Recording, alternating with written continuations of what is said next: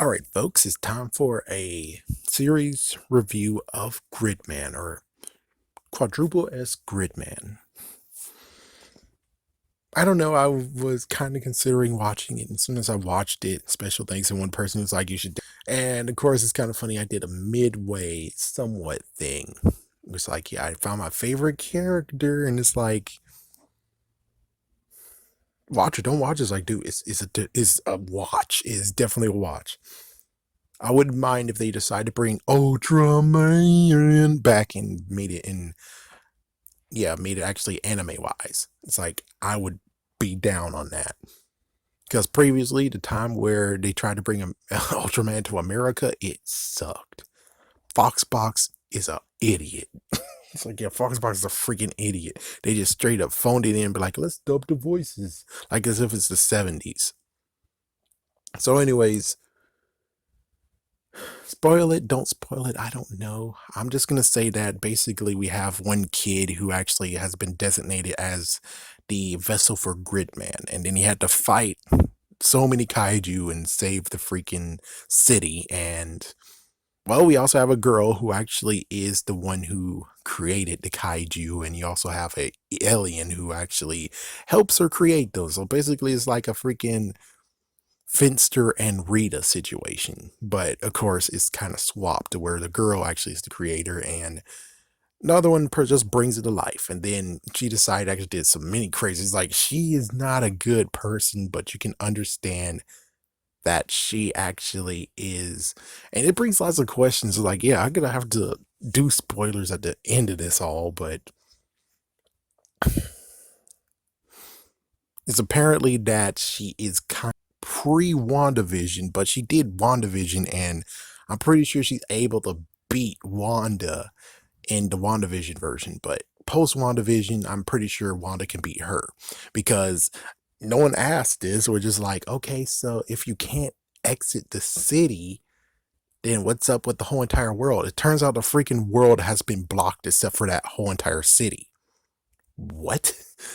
What? It's like, yes, because her power is not good enough to actually do the whole entire world. It's overwhelming. So she just picked that one perimeter, and that's what she was doing. And if she don't like someone, she eliminates them. What the frick? And no one will remember they exist. What the frick? Many things that's happened with Hibiki, aka the vessel for Gridman, and then you have the others who showed up, and of course he has his two friends. And it turns out that one of his friends was made to like Shinjo, aka the girl who actually creates the kaiju, and it just gets crazy. And plus, it's now get to the point of where it's like, well, a dream within a dream. It's like, I'll say it like that. If you stick to the end where I start spoiling it, you understand. But other than that, it's like, it was an amazing ride from point A to point B. She even created someone to take down Gridman, and then it gets to the point of where she actually stabbed a person. Whoa, in cold blood. Whoa.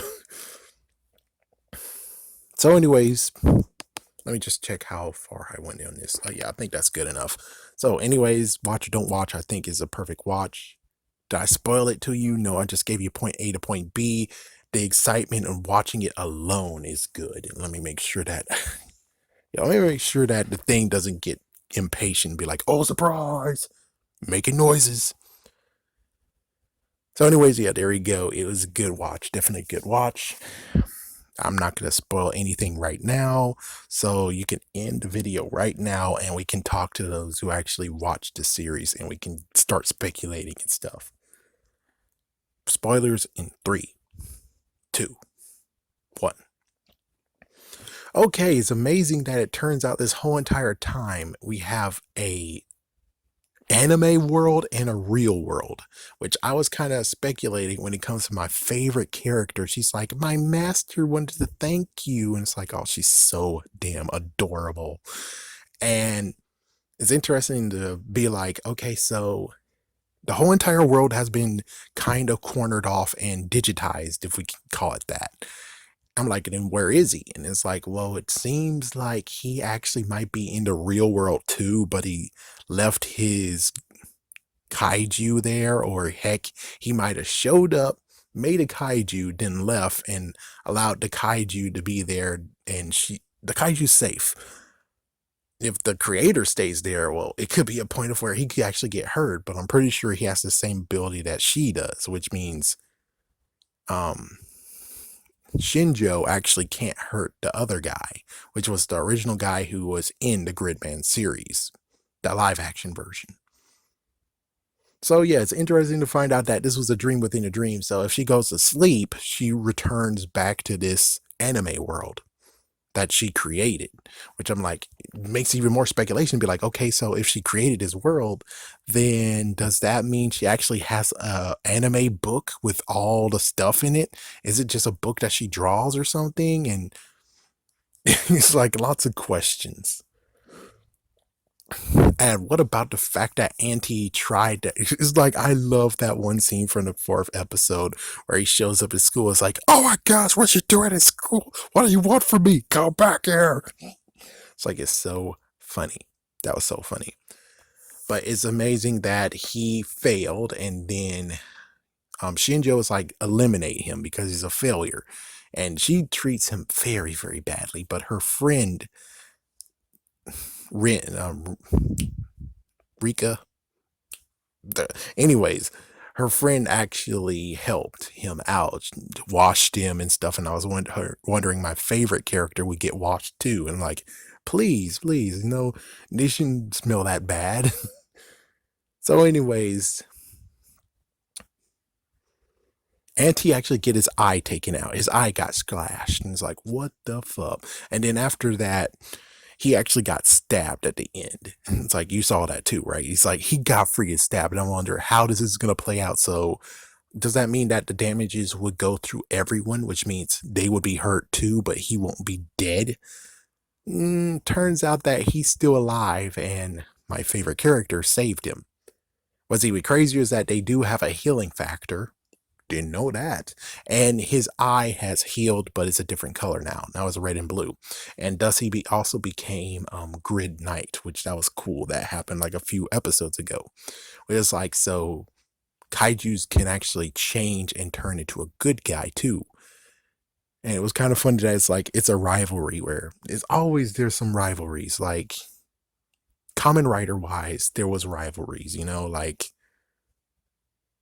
frick. It's like, come on, name someone. It's like, damn, I can't really name someone. I can't do it. I'm trying to remember names, but I can't really do it right now. I guess I can do the only thing good is Kamen Rider Knight and Kamen Rider Ryuki, or aka Kamen Rider Dragon Knight and Kamen Rider Wing Knight. They were actually both rivals. Yeah, they're both rivals, and they want to actually do, in quotations, the right thing. Even though in the original version, it's kind of bullshit. Yeah, it's like, yeah, I like the American version better. Just like, where it's like, they're both actually there to help and take down the main person that's bad. Even though there is some conflict and some issues, and oh man, that's just such a good series. It sucks that it's not on Blu-ray or freaking DVD in America. What the heck? It's like, seriously, what the heck? Who has the freaking license for it? With that said, the ending actually is pretty interesting and mind-boggling, where it's like, okay, so Hibiki will wake up again like he was in the first episode, and there's just a lot of stuff that happened, but I think I already explained most of the stuff I wanted to talk about. The fact of where it's like the whole entire world was engulfed in digitization, and they call her, in quotations, God, which is more like anytime she could take an eraser and erase people, which she did that. She definitely did that, but not with her eraser, but with kaijus. And it's like, what the fuck? And then she's able to pencil them right back in. It's kind of crazy how it's like, that's a real good analogy of this whole entire thing. But she wasn't able to do anything with Gridman. She couldn't take out Grid Knight either, or any of his friends, or anyone in the close circle. But it's kind of crazy just looking at his friends actually able to do one of themselves. It's like they're able to actually make a, in quotations, Gridman, or a equivalent force that can actually take out a kaiju without Gridman, because Gridman got knocked out like an episode or so. Well, actually, no, he got stabbed and then he had to go to. It's like, my goodness, what the frick? It's like, my gosh, he actually stabbed him. Yeah, what's even worse is that the alien's like, okay, fine. Well, if you're not going to make any kaiju anymore, so frick you, I'm going to turn you into kaiju. And then after that, he's like, okay, freak this. I'm going to cause a freaking dark digivolution. Indeed, she absorbed him. Oh, actually, shoot, what was it called? Dark Mega. It's like, it was a Mega Digivolution from season 3 or Bio Digivolution from season 5. Yeah, and I guess technically there was no dark ones except for what happened with Koiji, but we never saw that happen, so can't really quote that one. But it's like, yeah, he just absorbed her, and now she's very, very, very strong. And then all of a sudden, now the real, true version of Gridman, aka Superhuman Samurai Squad, that freaking dude showed up, and it's like, oh, well, that's the real, true form. Oh my goodness, no freaking way. And everyone got to have a bracer, and they all actually combined at one, 6 combined into one. It's crazy that those guys actually are now disappeared, aka I'm pretty sure they just fell asleep or some kind of crap. It's like, yeah, so I think what's going on is that those guys are in the same exact world as freaking Hoto. It's like she was in the real world, so I'm pretty sure those other ones might have came from the real world too, and they went to sleep and went into her world to actually save that world. Yeah, it's kind of crazy being like, yeah, but why in the world should you care about that world in the first place, though? But it's like, in a way, they're trying to save her, though. They were trying to save her. And it's like, okay, now that makes sense. But on the other hand, it's like, not really. They came to save the freaking world that she created. But it's like, yeah, that doesn't make sense why in the world you guys would care, though. But hey, it was still a good story. It was still awesome. It's just like some little questions of being like, hey, wait a minute, hold on. What? Why? Why do you care? It's like someone caring about me making like some kind of new.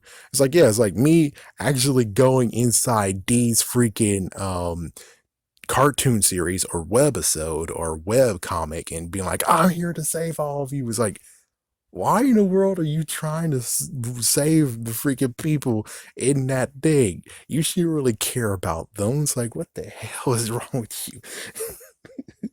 uh, but I like the series, and it was a good ride. Period. I like it. I like it.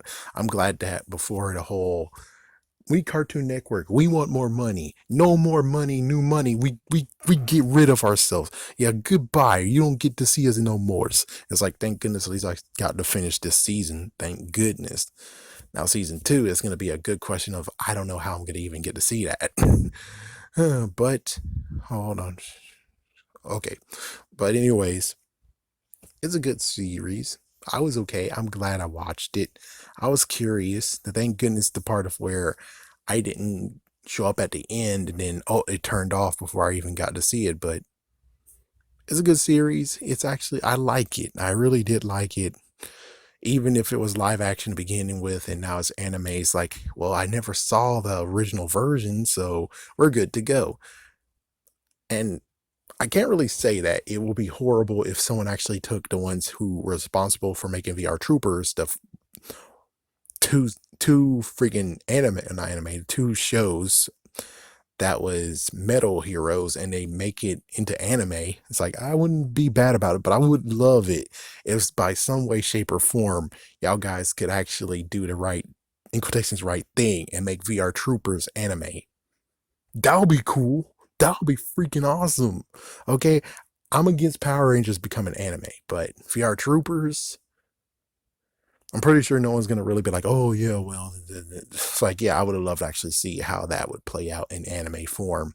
It's like, yeah, and plus they own it anyways. It's like, yeah, go ahead, Toei. Play with VR Troopers. Make new costumes for the characters and see how that plays out. That would be cool.